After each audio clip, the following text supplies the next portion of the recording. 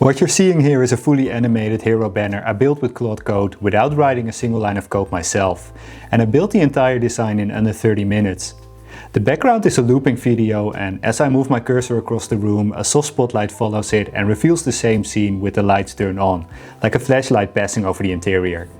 And when I flip the on and off switch, the whole room lights up, the fireplace keeps glowing, and the scene shifts from dark to fully lit with a beautiful transition. In this video I walk you through every step and the techniques that I used, from generating looping videos to the prompts that I used in Claude Code to create the hero and the animations. And make sure to stick around to the end, because I prepared a small free gift for you as a thank you for watching. So I sketched two concepts in Figma, one dark version and a lit one. And the toggle sits on top of the letter O, and the idea is that flipping this toggle should switch between the dark and the light states of the website. It's nothing detailed, this is just a large logo on top of the background image and the navigation bar and a toggle on the letter O. And I'll explain later why this small sketch ended up being important. For creating the images I used Nano Banana in Higgsfield. And I started with a single image of the interior, so I prompted for a cozy living room with a fireplace, and then I added one of the style prompts from my own free-to-use website aiplayfield.com.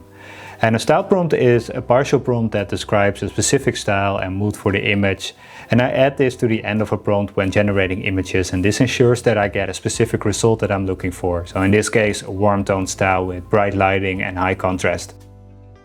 Once I have an image that I liked, I iterate on it piece by piece. I first added a lamp to the right of the image, then a lamp hanging to the ceiling, and I swapped the sofa with a more rounded and minimalistic one. Once everything feels right, I adjust the scene to an evening setting with the lights turned on. And the first result felt too dark, so I added a small lamp on the right and spotlights on the left of the image. And finally I created a last version where I dimmed all the lights except for the fireplace, and this is what became the lights off frame.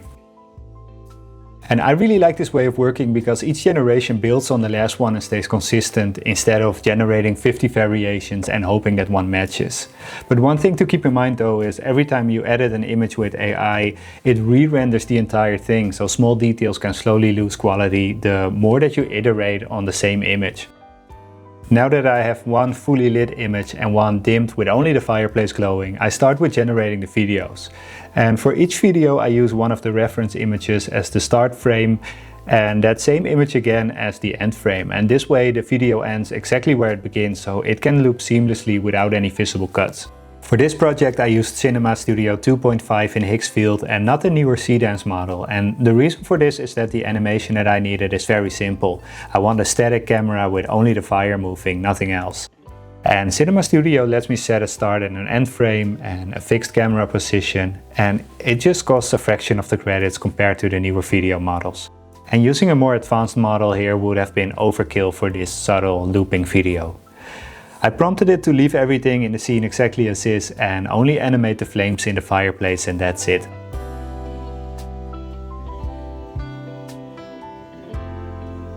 For the images for the switch, I prompted in Nano Banana for a designer on and off switch for a lamp in a direct front view and perfectly symmetrical. And symmetry was important here because the switch needed to sit perfectly aligned on top of the letter O.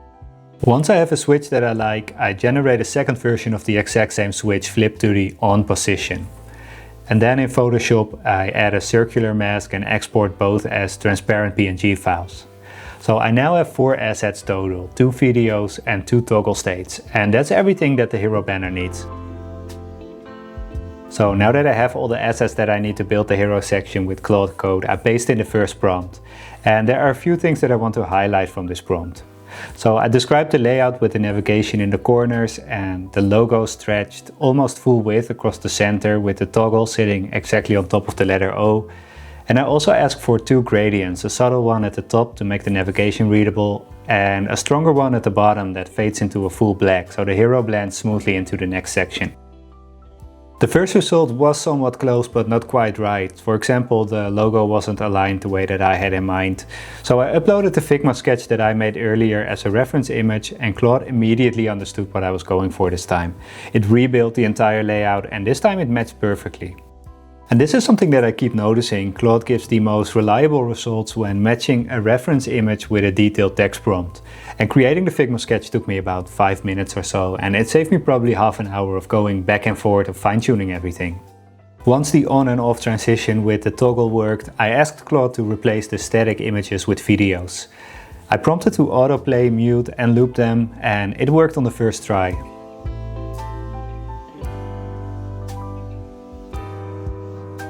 For the third prompt I asked for a custom cursor effect. Only when the lights are off the mouse cursor should reveal the lit version of the room, like a flashlight.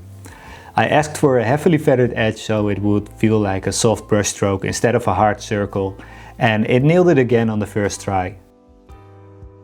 And here's a small detail that I noticed by accident while testing the site, and this is so interesting because this was done by Claude and I didn't think of this myself. But when the cursor leaves the browser window, the spotlight slowly dims out instead of disappearing instantly. And I didn't prompt for this, Claude added it on its own as part of the cleanup logic, and it's one of those tiny touches that makes the whole thing feel more alive. The final prompt was for adding the loading transition. I wanted the page to start on a full black screen with only the logo and the toggle visible, and then slowly fade out to reveal the rest of the hero around them without the logo shifting. If you've seen my previous videos, you may know that I like to add loading screens to my website, and this gives the site an extra second to load the videos before showing it to the visitor. But at the same time, it also makes the design feel more luxurious and custom in my opinion. This was honestly one of the most fun builds that I've done with Claude and really shows what's possible now that AI has become so intelligent. I use Claude every day now and it still blows my mind how clever it is, how much it understands of what I prompt for and the possibilities that it unlocks. I hope you enjoyed this video, and if you'd like to see more designs that I built with AI, then please subscribe to my YouTube channel. And as a thank you for watching today's video, I added all the prompts and the actual website files as a free download in the description, so you can recreate the entire design yourself. Thank you for watching, and I hope to see you in the next one.